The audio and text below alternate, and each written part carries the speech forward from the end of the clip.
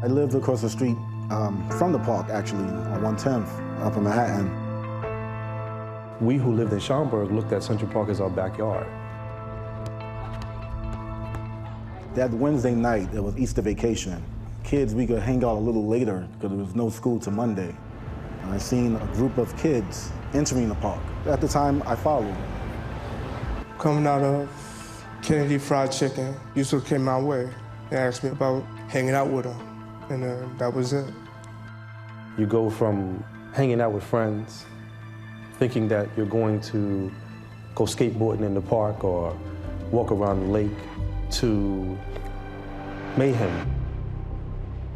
On the night of April 19th, 1989, approximately 30 to 40 teenagers assembled at the northeast corner of Central Park. We just got a call of a disorderly group, about 30 to 40 males inside Central Park, acting disorderly and harassing people. I was working a 4 to 12 with my partner, and we started to get a lot of radio runs of a group of Black and Hispanic teenagers assaulting and harassing people.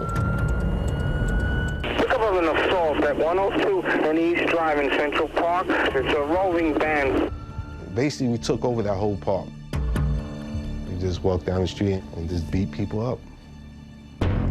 We walking on the road towards downtown, and somebody recognized an older man walking across the road, and he had a bag in his hand. Then a bunch of, other kids went punching him, kicking him, and all that. So I remember violence. It was real hectic, it was crazy. Just standing there and watching somebody get beat. It was unreal. It's almost like moths being drawn to fire. A child can be a witness to something without being a participant in something. Meanwhile, there was a high-speed tandem bicycle driven by Patty Dean and Jerry Malone. They're making their way north on the East Drive. We're riding the tandem through Central Park. We saw this whole line of kids. I remember thinking, I wonder why they're here so late. It was a man and a female riding the bike. I don't know who it was, but one person said, "Get them." All of a sudden, they jumped across the road. It was actually terrifying. They were ripping at my arms and legs and clothing. As a woman, you immediately wonder what's gonna happen. We all started chasing the bike, and basically they got away.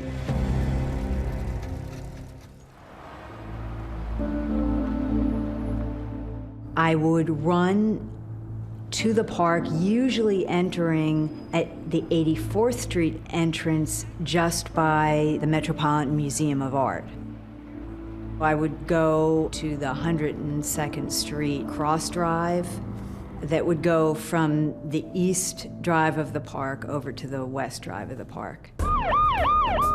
The whole thing was very chaotic. We were getting a lot of 911 calls. People were coming into the precinct. We had other people stopping cops who were on patrol. The jogger, that there's males attacking joggers on the reservoir in the vicinity of 96th Street and the East Drive, Kay. 96th and the East Drive is where the roving band is, Kay? Apparently, Central. They head south toward the reservoir. We have the APs have a serious head injury on this complainant. Can you have a bus respond forthwith to 95 and East Drive? The last of the joggers to be attacked was beat with a pipe in the head. The victim looked like his head got dunked in a bucket of blood. He was beaten so badly. Park B2 Central, you got an ETA on that bus? This guy has a serious head injury. He's losing a lot of blood here. People were punched in the face and pulled off their bicycles and robbed of their watches. I mean, it was a kind of a crazy series of incidents that took place in the park.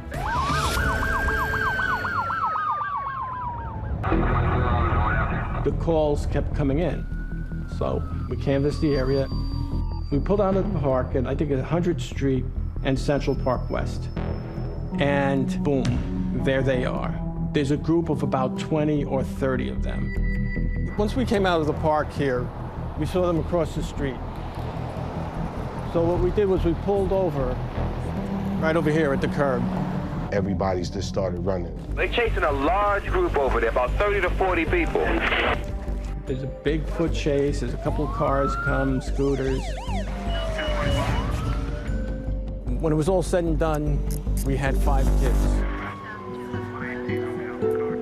And at first it seems like a relatively minor thing. They're gonna send these kids to family court, they're gonna send them home and have them, you know, come back again later.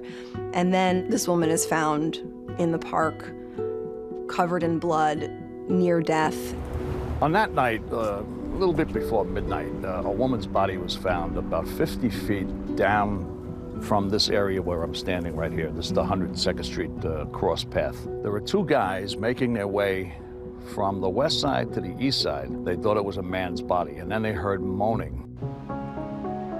Trish Miley, not conscious, barely alive. She actually had been dragged down to the stream in the ravine that most New Yorkers don't know about, have never seen it.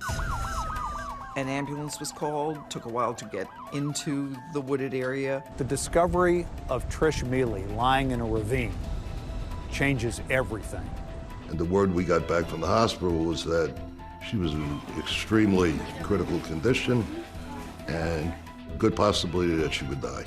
So I called for a crime scene and my homicide squads and began our investigation.